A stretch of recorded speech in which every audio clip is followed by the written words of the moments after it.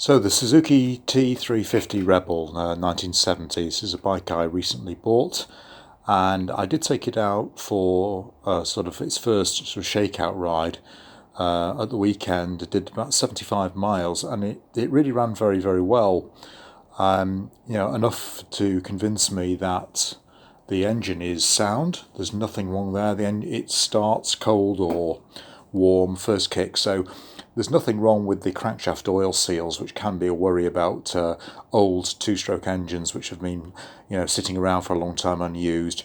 Doesn't seem to be any problem there. It ran nicely, pulled well, good performance, just generally run very nicely. Rather smoky though, a lot of exhaust smoke. I mean, you always get some smoke off a two-stroke, but there was quite a lot of smoke, particularly when accelerating.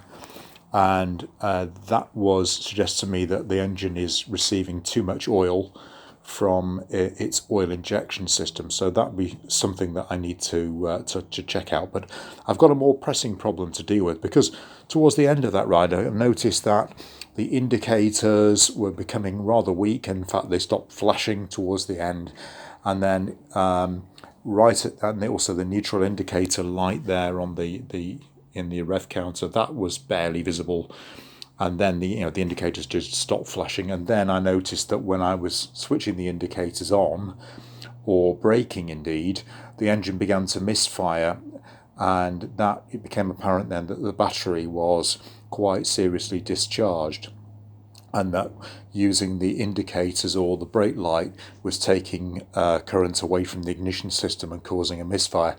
And indeed, when I got home, that was it. The engine would barely run. And when I checked the battery voltage, it was down to 10.8, which is, of course, way, way below what it should be. It should be at least 12 volts. So we've got a discharged battery. So that suggests to me that the charging system isn't working.